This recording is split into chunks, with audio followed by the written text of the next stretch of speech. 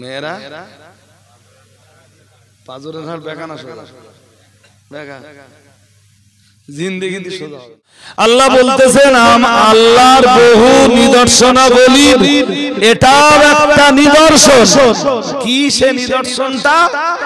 আন খালাকালাকুম মিন আনফুসিকুম আজওয়াজা, মহান আল্লাহ জানিয়েছেন তোমাদের অংশ দিয়ে আমি তোমাদের স্ত্রীদেরকে সৃষ্টি করেছি। আরেকটু মন খুলে বলেন। এই চিল্লাস কেন পিছনে? কি বললেন? বললেন তোমাদের অংশ দিয়ে তোমাদের, আগে এই কথাটা বলে নেন, তোমাদের অংশ দিয়ে তোমাদের স্ত্রীদেরকে সৃষ্টি করেছি। আপনার এই বাম সাইডের হাড়টা দেখবেন কম আছে, কম আছে। গুনেছেন কোনদিন? কখনো এক্সরে প্লেট টেলেট দেখেন? ওদের তো গোনা যাবে না, এমনি নাই গোনা যাবে না। এই এক্সরে যে প্লেট, ওরে কি বলে? আরে বাবা, যখন সে চেস্ট এক্সরে হয় ওরা একটা কিছু দিয়ে দেয়, ওরা কি বলে? তো ওই এক্সরে প্লেটটা একটু দেখবেন ভালো করে, দেখবেন বাম হাতে একটা, আপনার বাম সাইড একটা হাড় একটা কম, আর ওর গা বেশি না, দুই দিকে সমান। হ্যাঁ, আপনার এইটা খুলে নে, আল্লাহ ওইটারে তৈরি করে দেয়। মানে ভাইয়ের কাছটা একটা খুলে নে, ভাবিরে আল্লাহ সৃষ্টি করেছে, দিয়েছে না, সৃষ্টি করেছে। কেন?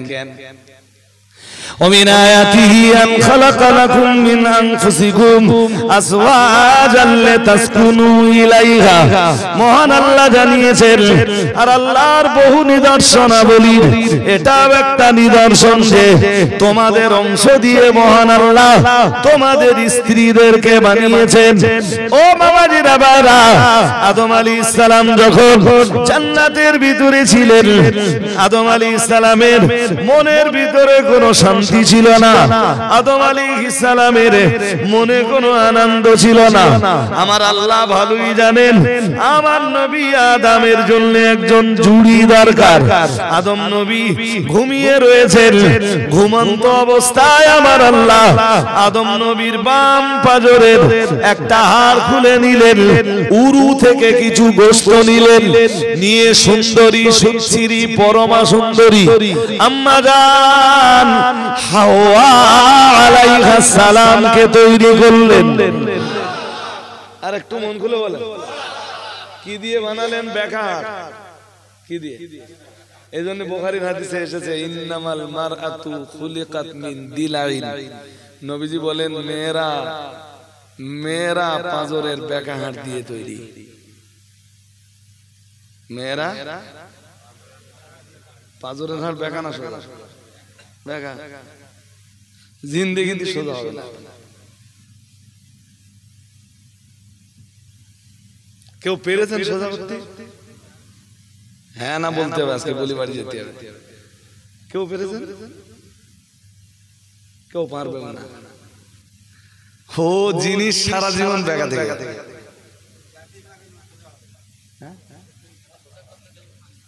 মাইলেন মানে তো আর কোন লাইন। এই যে আমার দিকে তাকান, মাইলেন মানে আর কোন লাইন নাই। ও বুঝিয়ে গেছে যে খুব বেশি বেয়াদবি করলে দুই একটা কিল মারবে। তো দুই একটা জানোয়ার আছে বউগুলোর খুব পিটায়, আছে না? বলেন বলেন। সকালে পিটোয়, দুপুরে পিটোয়, রাত্রে আবার মেরে আবার দাও, দুজন এক জায়গায় শুয়ে পড়েছে। নবীজি বলেছেন তোমাদের লজ্জা লাগে না? দিনের বেলা যারা মারলে রাত্রে বেলা আবার তার বিছানায় শুয়ে পড়লে লজ্জা লাগে না?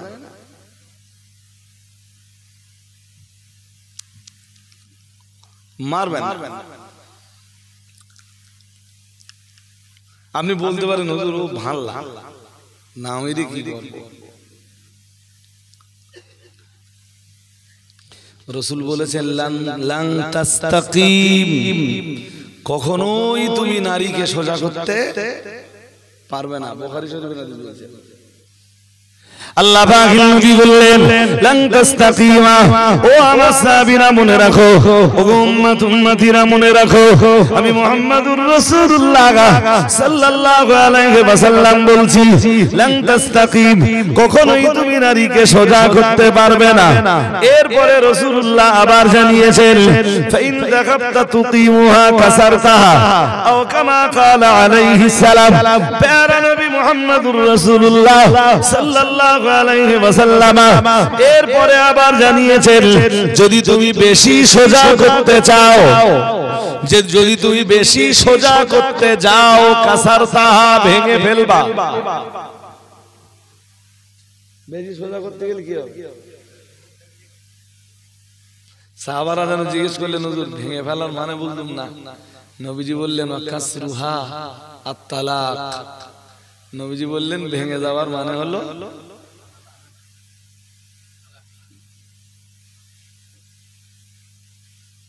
ভেঙে ফেলার মানে হলো তালাক দেওয়া। তা তুমি একটা ব্যাখ্যা বুঝলে সেটার নয় তালাক দে আর একটা নিয়ে এলে হতে পারে, মানে আর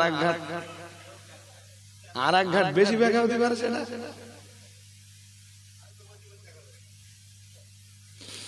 এই জন্য যে কদিন বেঁচে আছো ভাই সাহেব,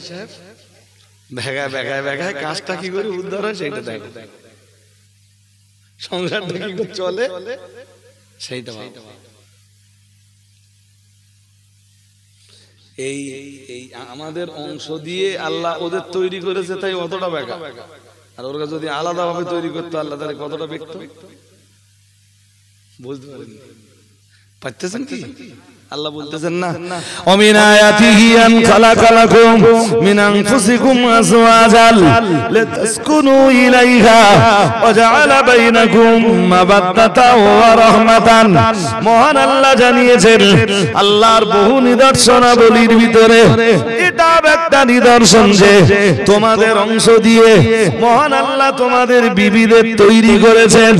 আমরা জানো বললাম আল্লাহ আমাদের অংশ দিয়ে আমাদের বিবিদেরকে কেন বানালেন, ওদেরকে আলাদা ভাবে কেন বানালেন না?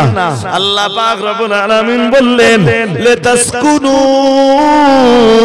ইলাইহা, যাতে শান্তির সাথে দুনিয়ায় বসবাস করতে পারো।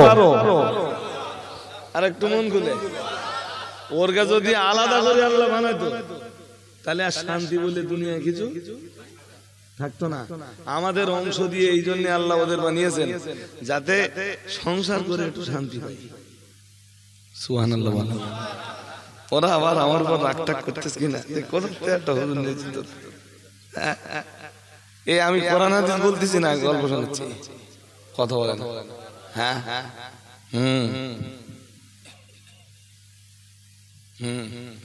একটা পিরিয়ডে যে দেখবে প্রথম পিরিয়ডের দিকে স্বামী আর স্ত্রীর ভালোবাসা খানিকটা যৌবন কেন্দ্রিক, খানিকটা মানে বলতে পারেন পুরোপুরি। মেয়েটা যতদিন বাপের বাড়ি এসে থাকে জামাইটাও বাড়ি যায়, এরকম কিছু কেস আছে না? নেই আছে ভাই সাহেব না? বুঝতে অসুবিধা হচ্ছে? হ্যাঁ হ্যাঁ হ্যাঁ, এরকমটা কেউ যেন না করে। ওর বাপ হয়তো গরিব মানুষ, দুর্বেলা হয়তো বাজার করেছে, কোথাতে ঋণ ধার ঋণ করে জামাই এসছে, জামাই বিকেল হয়ে গেছে তাও বাড়ি যায় না। শ্বশুর চিন্তা করতে যে শালা এখনো তো বাড়ি গেল না, আর জল করতে হবে, আবার ঋণ দেনা করে যাও করে এনেছে, মনে করতে সকালবেলা চলে যাওয়া, সকাল হয়ে গেছে তাও যায় না, বেলা 10টা বাজে তাও যায় না। এরকমটা করবেন না, কাউকে কষ্ট দেবেন না, কোনো আত্মীয়ের বাড়িতে এত বেশি সময় কাটাবেন না। এমন বাড়িতে গেছেন তাদের বাড়ির একটা ঘর, আপনি আত্মীয় লোক বলে আপনার জন্য ছেড়ে দিয়ে তারা বারান্দায় আছে, আর আপনি সেই বাড়িতে যে 1 সপ্তাহ কাটাচ্ছেন। চক্ষু লজ্জা বলতে কিছু আছে? কথা বলে এই দেখতে পাচ্ছে যে ওদের একটা ঘর, ওরা ঘর ছেড়ে দিয়েছে কুড়ুমির জন্য, আর সেখানে এক সপ্তাহ কেটে যাচ্ছে বাড়ি যাওয়ার নাম করে। লোকলৌকিকতা, আত্মীয়তা এমনি ভালো জিনিস, মোটে এটা করবেন না। প্রথম দিকে নারী পুরুষের ভালোবাসা, স্বামী স্ত্রীর ভালোবাসাটা খানিকটা কি কেন্দ্রিক, যৌবন কেন্দ্রিক। বুড়ো হয়ে গেলে ভালোবাসাটা কিসের?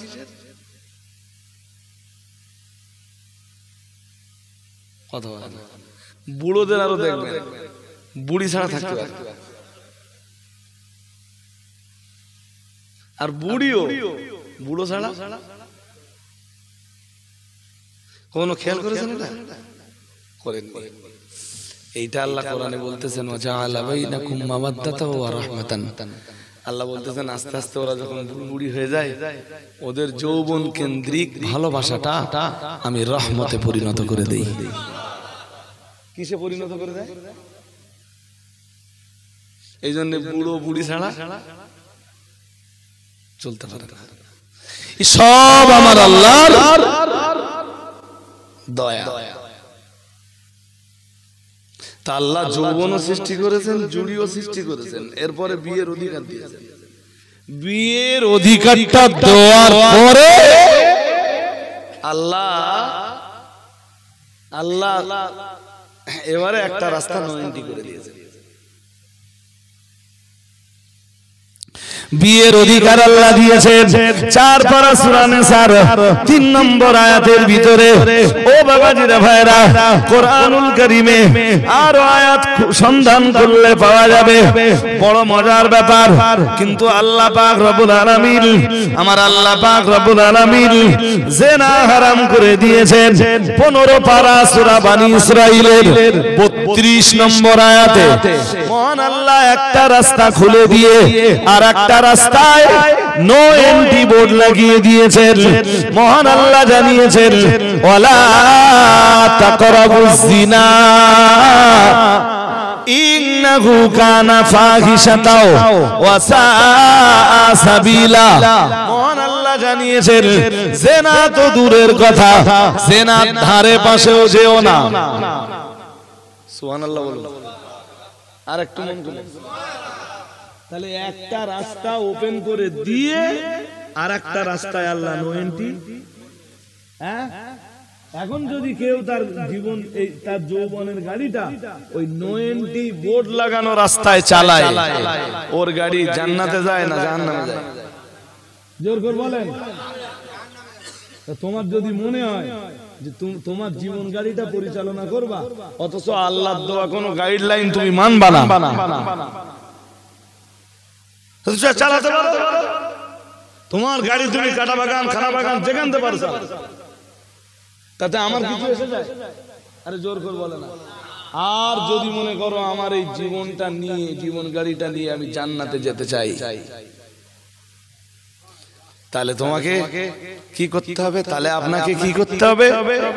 আল্লাহর দেওয়া, আল্লাহ প্রদত্ত গাইডলাইন অনুযায়ী আপনার গাড়িটা চালাতে। আমি কি মোটামুটি বোঝাতে পারলাম? হ্যাঁ না বলে? হ্যাঁ। এরপরেও যদি মনে করেন না আমি আমার ইচ্ছা মতো গাড়ি চালাবো, চালাও। তাস খেলবো, জুয়া খেলবো, মদ খাবো, গাঁজায় দম দেবো, জেনা করব, ধর্ষণ করব, অনাচার করব, অত্যাচার করব, লোকের জমি জবরদখল করব, বনের অধিকার নষ্ট করব, তোমার ইচ্ছা মতো তুমি চালাও।